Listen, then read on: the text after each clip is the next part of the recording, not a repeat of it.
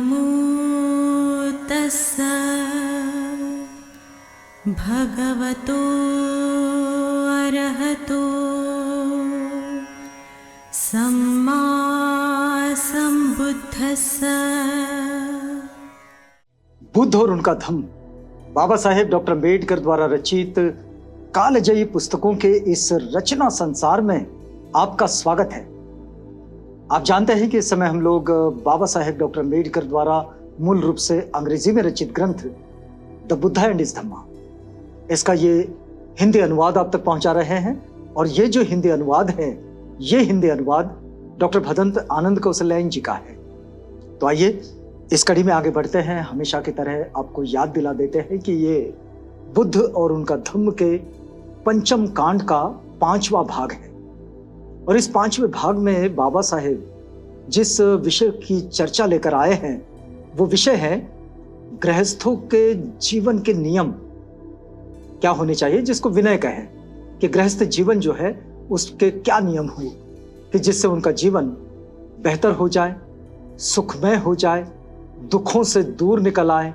तो इस तरह से बाबा साहेब की ये चर्चा है इस विषय में। आइए यहां आगे बढ़ते हैं।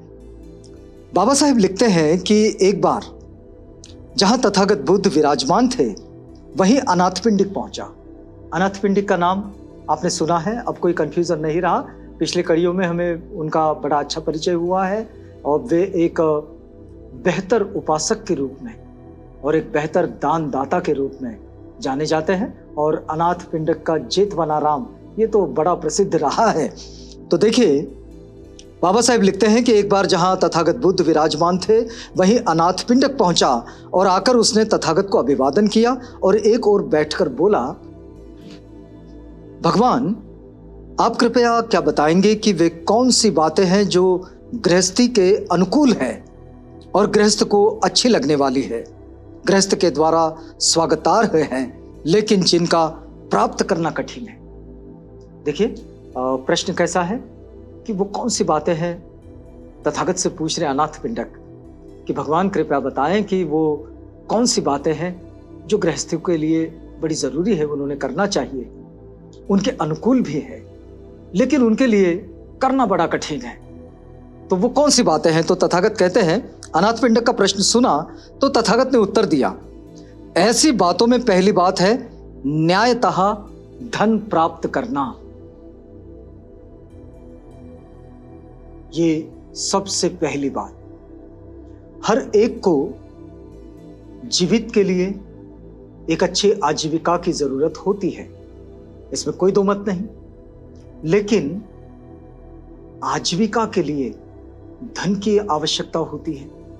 अब धन की आवश्यकता पर तो सीमाएं डालनी ही चाहिए, ये तथागत पहले ही बता चुके हैं।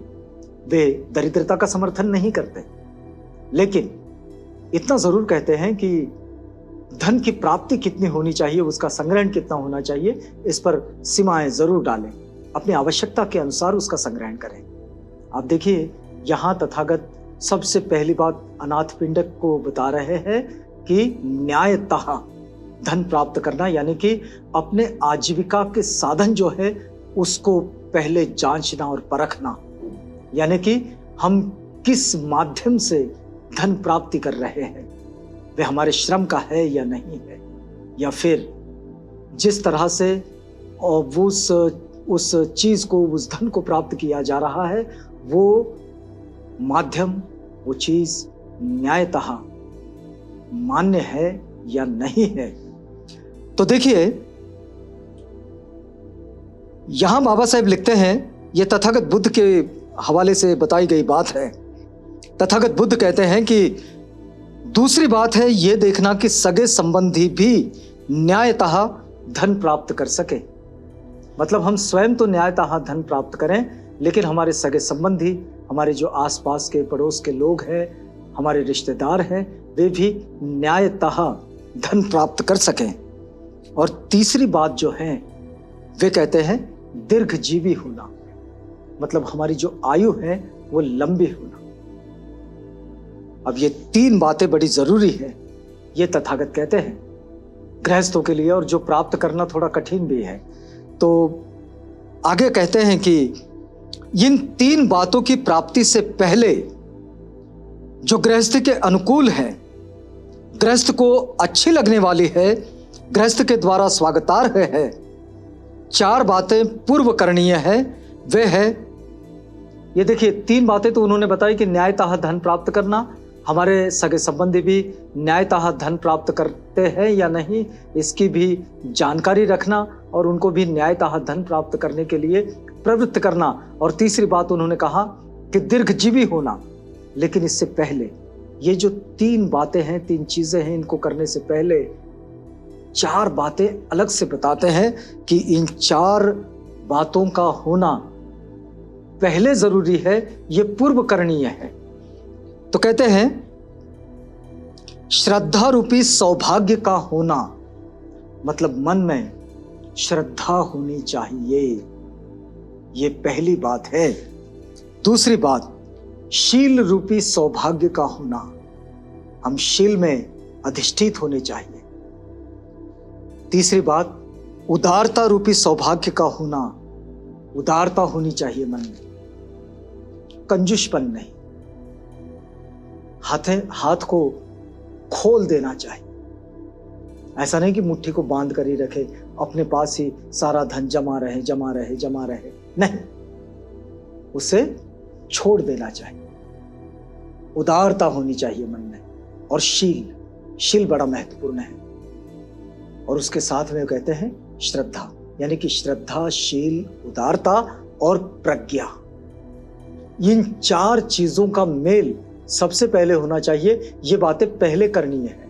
मतलब हम प्रज्ञावान होकर जीवन जिए, अपनी प्रज्ञा को हमेशा जागरूक रखें, क्या करना है, क्या नहीं करना है, क्या चीज अच्छी है, क्या नहीं है, ये करने के लिए हमेशा तैयार रहे। इस बात में बड़ी स्पष्टता हो। दूसरी बात, उदार होना चाहिए। अंतःकरण जो है वो उदार होना चाहिए। किसी को कोई चीज भी दे रहे हैं तो द्वेषपूर्ण नहीं, मन में द्वेष रखकर नहीं, बल्कि निष्कलंक भाव से, सीधे सीधे उदार होकर, और शील का अधिष्ठान होना चाहिए। और फिर इन सब को होने के लिए श्रद्धा का होना बड़ा जरूरी होता है। तो श्रद्धा रूपी सौभाग्य भी होना चाहिए। अब देखिए श्रद्धा रूपी धन का क्या मतलब है। तो इसमें विस्तार से लिखा गया है। बाबा साहब लिखते हैं कि श्रद्धा रूपी धन का मतलब है तथागत के बारे में इस पदार्थ जानकारी का होना कि वे भगवान अर्हत है। श्रद्धा रूपी धन का मतलब क्या है? तो तथागत के बारे में इस पदार्थ जानकारी का होना कि वे भगवान अर्हत है, सम्यक संबुद्ध है, विद्या तथा आचरण से युक्त है, वे सुगत है, वे लोक विश्व के जानकार है, अनुत्तर है और पुरुषों का दमन करने वाले सारथी है, और वे देव मनुष्यों के शास्ता है।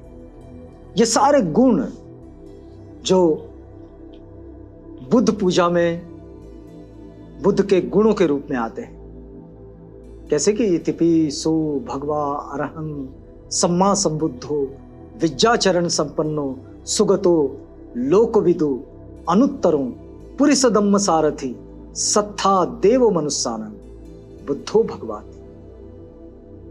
वे देव मनुष्यों के शास्ता है, वे अनुत्तर है, दुर्दमनीय पुरुषों का दमन करने वाले हैं, वे विश्व के जानकार है, लोक के जानकार है, लोकविदु है, विद्या और आचरण से युक्त है, वे सुगत है, सम्यक संबुद्ध है, अर्हत है।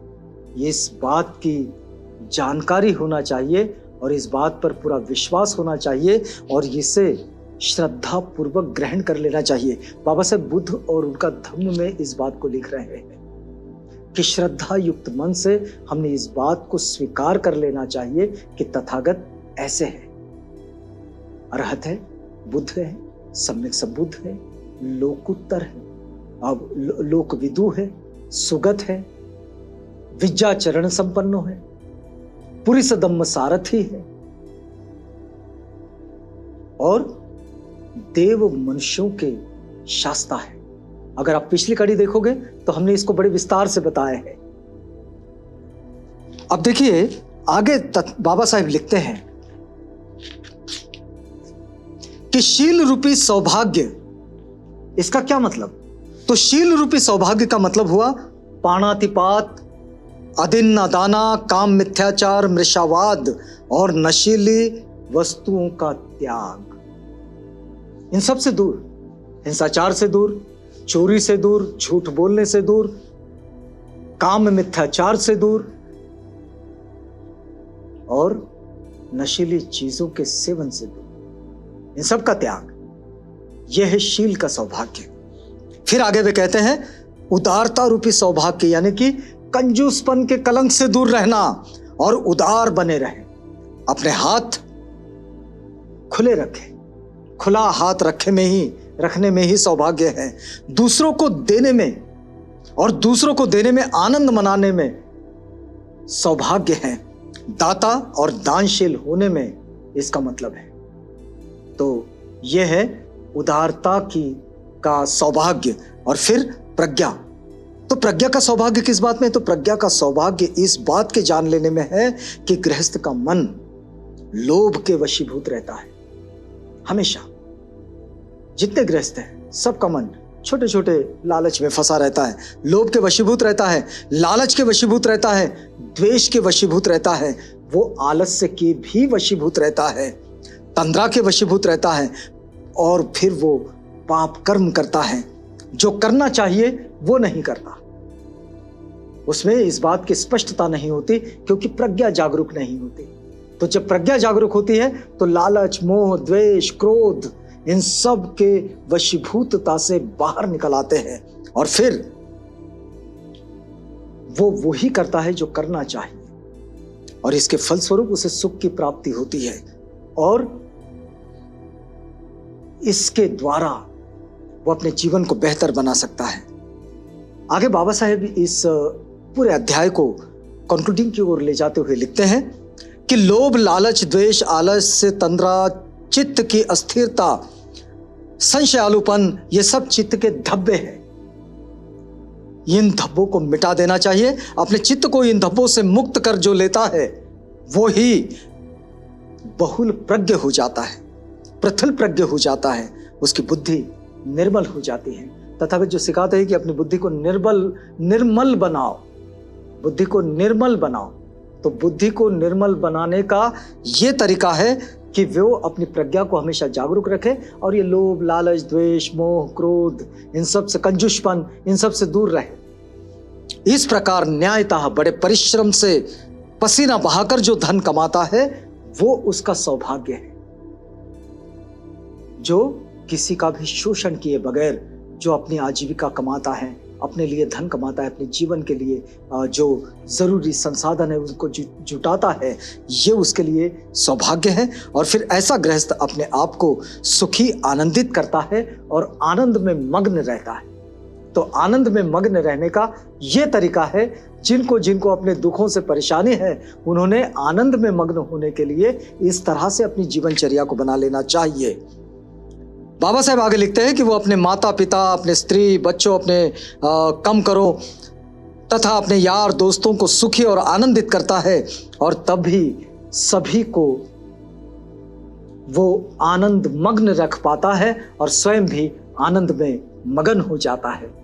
तो बुद्ध और उनका धम्म की इस कड़ी में हम यहाँ रुकेंगे क्योंकि ये वक्त हमारा पूरा होता है। अगली कड़ी में हम आपसे मिलेंगे, तब यहीं से आगे बढ़ेंगे। तब तक के लिए हमें इजाजत दीजिएगा।